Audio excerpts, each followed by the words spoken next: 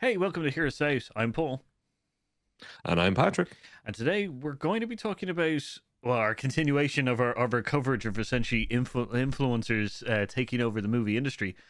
The Cannes Film Festival, very famously known as the snobbiest festival of the movie world, I I guess. think you'll find it's called hoity-toity. No, hoity-toity festival of the movie world, have decided to bend the knee to the influencers as new possible financiers. This is the first indication of the industry, the traditional industry, bringing in influencers and content creators as possible financiers. Yeah, and I think honestly, thinking of them as, and some people are afraid of the word influencer, creators, folks, creators. Think like YouTube, TikTok, people who are already living in what honestly is the modern age of entertainment.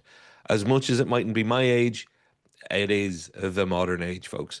And yeah, as Paul says, we've covered the kind of move towards this that is just accelerating and accelerating.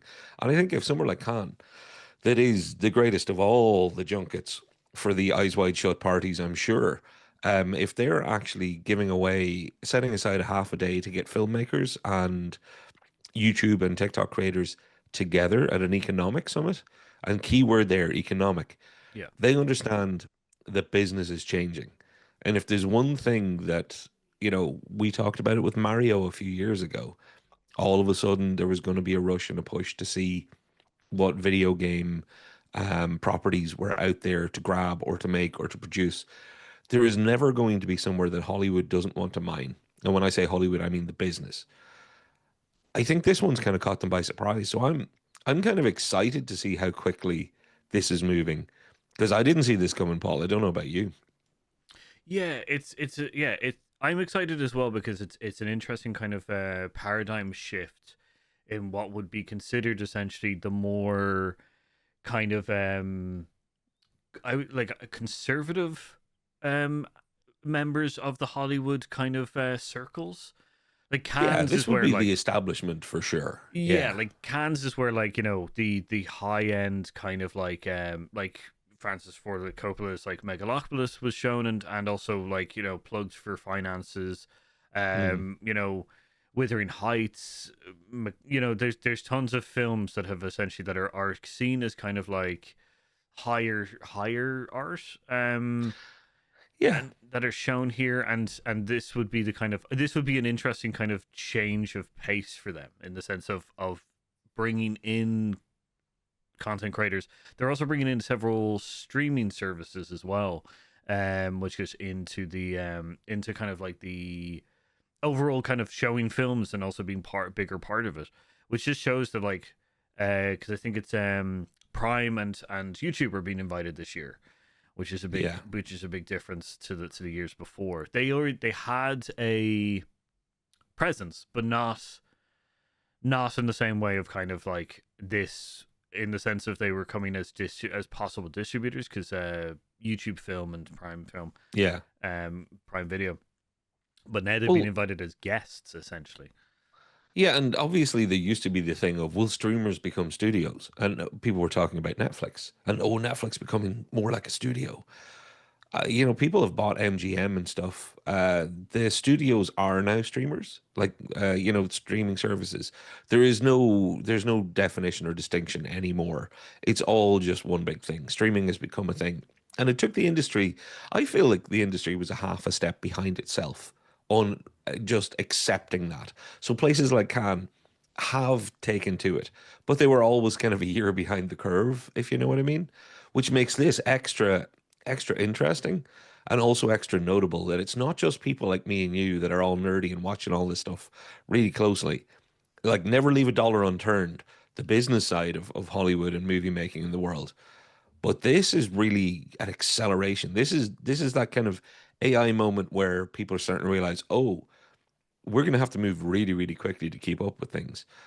And I think Cannes is Cannes is the flagship. You got Tribeca and all, and the other film festivals around the world. But Cannes it's the Monaco Grand Prix, it's the World Cup, it's the most famous. So the fact that they're starting from an economic point of view on this and going, right, well, we got to start putting the right people together because we know our industry is going to need this in future. I think that's impressive. Um, I like again, fair play to them. I would never have said they would have been quick enough, but they're actually outpacing where I think they usually would be. Yeah, I agree. I definitely agree that this we've done essentially two stories on essentially three stories on essentially Yeah, influencers kind of like flowing into kind of into Hollywood in the sense of like, creating their own movies, now creating their own studios, and which is, and then also then, taking over spots that would be traditionally seen as kind of TV journalist, TV presenter kind of thing.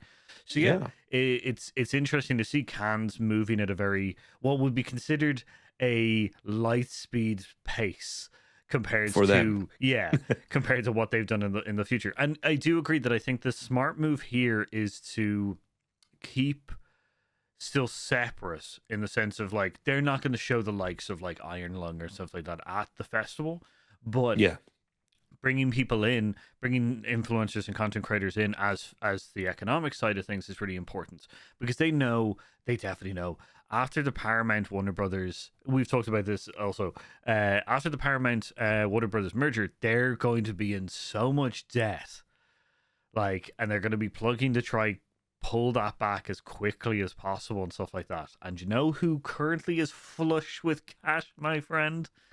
Influencers and digital creators. yeah, They are yeah, minted right now with marketing and publishing which good deals and stuff like that. So it is a good idea to start plugging those. And the thing is that you can, if you start putting in the apparatus now, yeah, it means that you can also determine the way it will be for the next like 10, 20 years, kind of thing. yeah, Like if you were to bring them in and be like, okay, you finance this, you'll get your money back, you'll get a little bit of extra, you'll get like a credit or something like that on the movie. You know, yeah. those are the terms. It means that you don't get creators now going, well, I want some creative input into this, kind of thing. You set the bar you set the market as some find of how this is going to go for the next while, which I think is smart. I think Exactly. so. Yeah, and you start taking their money now because eventually they're going to be your competitors. That's the other thing. I think it's because it's moving in both prongs. They have the money, but also they're creators. They're good, and into the future, you're going to be competing with them one way or another. Paul, it's not that long ago since people taught Roma and the Oscars, thanks to it being a Netflix movie. Um, I think we'll look back on today or, this May, whatever it is, May 17th at Cannes, and we'll be like, wow, can you believe we even bothered talking about that? It's such a standard thing now. Yeah, like that's the thing. I could definitely see it. Yeah, it could be a weird It'll moment. normalize quickly. Yeah, Yeah. like so. Um, let us know down below. Like we don't have much information. I think after the actual summit, we'll probably see a lot more names linked with projects. I would say. And so I think that'll be an interesting one. But for now, what do you think of essentially Cannes kind of bringing in the economic summit for creators? Is this a paradigm shift in their old kind of like you know, Netflix and stuff aren't real movie makers and stuff like that to Markiplier needs to help us finance, Macbeth. So Exactly. let us know down below. Any questions you want to ask as well? No, just let us know if we should get Beachbody ready for next year, since we're technically creators and obviously we're going to be invited. Um, Of course. I'm looking for. I'll keep an eye on our inbox, Paul. I'll keep an eye. Good. We may already have an invite. But yeah, thanks very much for watching. Like, subscribe, ring that notification bell. I've been Paul, And I'll be Patrick. and we've been here as always.